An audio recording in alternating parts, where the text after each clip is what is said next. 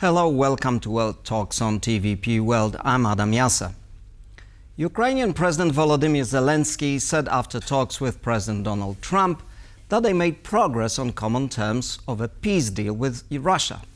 Both leaders seemed to strike a friendly tone in their remarks to the press, even though both admitted significant differences remained. To discuss this, I am now joined by Kira Rudik, member of Ukrainian Parliament from the opposition Voice Party. Kira, good afternoon, welcome. Hello, Adam, and thank you so much for having me. There seems to have been no breakthrough, but both presidents seemed reasonably optimistic about prospects of peace. What is your sense of what happened in Florida? They agreed to continue working on some agreement. Unfortunately, this does not make any significant change here on the ground in Ukraine, when in Kyiv people are without electricity for more than 10 hours a day and without running water and without heat. And this is what's happening throughout Ukraine, and Russia continues to attack us. So these discussions, handshakes, and smiles are important. However, we cannot say for sure that the peace is getting closer. And this is really unfortunate because President Trump promised to bring peace through strength. Right now, we do not see that happening. But negotiations do take, normally, when conflicts erupt and last so long as this one, then negotiations usually take a very long time. So isn't that just part of the process, given how complex the situation is? Situation is indeed complex, but to your point, the negotiations about peace usually start with a ceasefire to allow all the people who are watching these negotiations and waiting for them to end to actually survive till this point. The main question that Ukrainian people are asking me when we are talking about negotiations is how many of us will survive till the end of them, because Russia keeps attacking us and keeps killing people in their beds.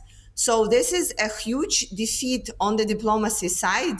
The fact that Putin never agreed to a ceasefire and President Trump offered it a couple of times, and there was not a good or bad way for him to persuade Putin to start negotiations with the ceasefire. Why do you think President Putin abandoned his initial demand for immediate ceasefire? Because he thinks that he can take all that he wants in Ukraine by force. Russia is fighting because they can fight and because this is one of the main reasons that is keeping their state intact. And President Trump has a goal to try and take Russia, drag it away from China. And this is why he agrees to certain things that would not be acceptable to Ukraine, but are acceptable to the United States. We have different objectives in this geopolitical issue, and now it's very clear. The bigger question is, would Europe find its voice? Would Europe be a force that can pressure Putin into the ceasefire? Because otherwise, I do not think that the deal is really possible. We do not know that Putin would even ever agree to anything, because there was not a discussion about how to get Putin to this agreement. Right now, there is absolutely no reason for Putin to stop fighting. President Zelenskyy said today that the key issue that remain to be sorted out are the future of the Zaporozhye power station, which Russia now controls, and the second issue is the future of the Donbas. I guess both issues would have to go before Parliament if there is any kind of agreement on that. Of course, and I will tell you even more. Issues of the territories cannot be decided by the parliament. They only can be decided by the referendum, and Ukraine's constitution can only be amended when there is no wartime. It is clearly written in the constitution. So I think it's highly doubtable that any changes in terms of the territories will be ever accepted by Ukraine. And I do not see any appetite on the ground to give up on our territories. Because for us, it's not the discussion about the territory, some virtual territories. It's imagine that you have your neighbors who just happen to live closer to Russia than you do, and you decide to give up on those people, on their homes, on their belongings, on their futures, just because you were a little bit more lucky to live farther away from Russia. We are talking about 200,000 people who are living right now at the territory in Donbass that has not been occupied yet. And I really want to hear from somebody who wants to put this deal together. What is the plan for all of those people? Right. So at the end of the day, what you're saying appears to me that there is in fact just a deadlock still. If by deadlock you mean that we as a sovereign state do not agree to give up of our territories, then yes, we are not agreeing to that. And I do not think that there is anybody who can blame us for it. What we think needs to happen is for President Trump to go back to his strategy of peace through strength, where Russia, with the sanctions and with the additional military support, will be pressured into the ceasefire and then into the peace deal, because it will be too expensive for them to continue the war. This is the way out that we see. But, you know, you yourself said that President Trump wants peace quickly because he had other priorities. So, to paraphrase, he doesn't care about too much detail. He just wants a quick peace. At the same time, you're saying that he should return to peace through strength. But are there any indications that he's prepared to do that? And if not, then what is Ukraine going to do? I think the situation is much more complex than simply what President Trump wants, what he says, and what Putin wants and what Putin does. The United States are facing the midterm elections. The Republican Party has enough of people who does not support the idea of pressuring a sovereign nation into giving up on their territories. Russia is losing money, and their internal situation is not as stable as everybody thinks. Ukraine keeps fighting back, and our European partners seem to find a strength in themselves.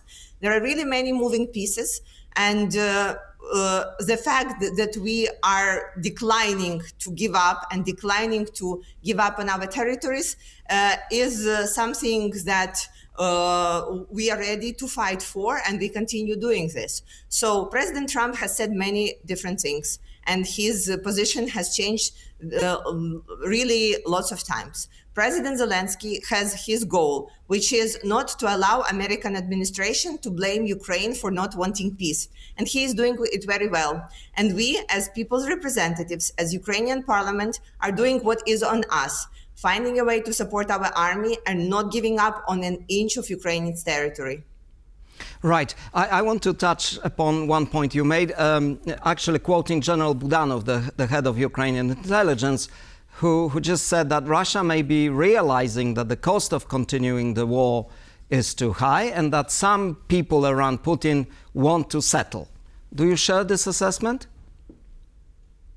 It could be. I have no reason not to trust General Budanov's assessments. He used to be right in many things, including warning about Russia's attack in 2022.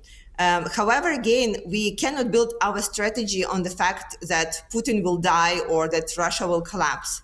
However, we need just to take it as one of the points that may help to tip the scales onto our side. And another important point is, again, that when talking about security guarantees or any peace deal format, Europe just needs to take more responsibility, not because we want them to, but because we are talking about strategy and because security schema for Europe for the nearest future.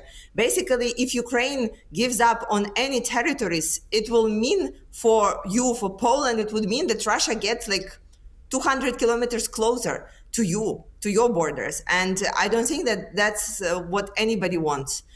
So we are appreciating that President Zelenskyy is not alone at the table and he is negotiating with President Trump.